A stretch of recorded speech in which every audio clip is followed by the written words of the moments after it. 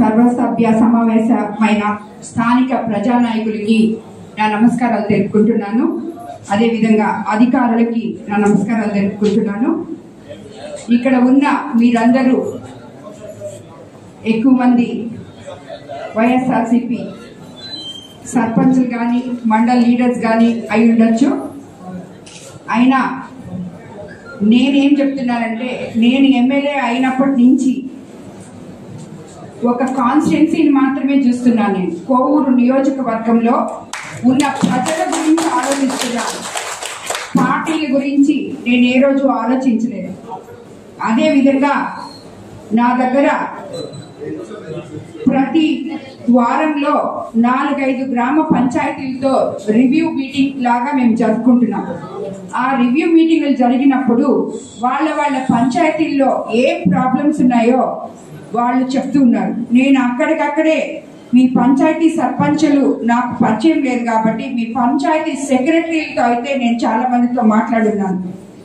So అది ఆ పనులు ఏదైతే మౌలిక సదుపాయాలు మనకి ఊర్లలో, నాకు తెలుసు గత ప్రభుత్వంలో మీరేమీ చేయలేకపోయారు, అభివృద్ధి లేదు, మీరేది ఒక్క తట్టమట్టి కూడా అక్కడ వేయలేకపోయారు, వేసిన పార్టీలకు అతీతంగా మీరు చేయలేకపోయి ఉండొచ్చు. అవన్నీ నేను ఇప్పుడు ప్రశ్నించడం లేదు. బట్ ఇప్పుడు నేను అనుకుంటున్నాను మీరందరూ కూడా ఒక ఎమ్మెల్యే గారు దగ్గర మీరు ఏం పనులు కావాలో, ఒక ఎమ్మెల్యేకి ఏమి వినతి పత్రాలు ఇచ్చుకోవచ్చో పార్టీలకు అతీతంగా మీరు ఇవ్వచ్చు. అదే విధంగా పార్టీలకు అతీతంగా మీరు కూడా మీ గ్రామాలలో పనిచేయండి. మీరు ఉన్నది పార్టీల కోసం కాదు, మీరున్నది ప్రజల కోసం. ప్రజల చేత ఎన్నుకోబడిన సర్పంచులు, లీడర్స్ మీరందరూ. కాబట్టి పార్టీ ఉన్నా లేకపోయినా ప్రజలైతే ఉన్నారు గ్రామాల్లో. సో వాళ్ళకి మౌలిక సదుపాయాలు నేను ఎన్నో గ్రామాలు చూశాను. నా లైఫ్ లో మొట్టమొదటిసారి ఇన్ని పంచాయతీలు తిరగడం, ఇన్ని హ్యామ్లెట్స్ తిరగడం. ప్రతి హ్యామ్లెట్ లో మంచి నీళ్లు, కనీస వసతులు, అవన్నీ మామూలు నీళ్లు లేకుండా ఎవరుంటారు? నీళ్లు కూడా లేవు ఎన్నో ఊర్లలో చనిపోతే పూడ్చిపెట్టడానికి శ్మశానం లేదు.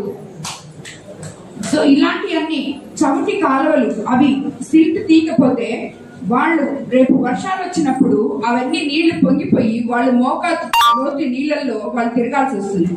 సో ఇలాంటివన్నీ ఈ రోజు నుంచి ఈ విడవలూరు మండలంలో ఉన్న సర్పంచులు ప్రతి గ్రామ పంచాయతీలో మిమ్మల్ని అందరినీ నేను రిక్వెస్ట్ చేస్తున్నాను. ప్రజలకు ఏం కావాలో, ఏం అవసరమో అది తీర్చమని చెప్పి మిమ్మల్ని అందరినీ నేను కోరుతున్నాను. దానికి నేను మీకు చేయాల్సిన సాయం ఏదున్నా సరే, మీరు వైఎస్ఆర్సీపీయా తెలుగుదేశమా అనేది నేను చూడను. ఒక నాయకుడిగా మీరు నా దగ్గర రావచ్చు.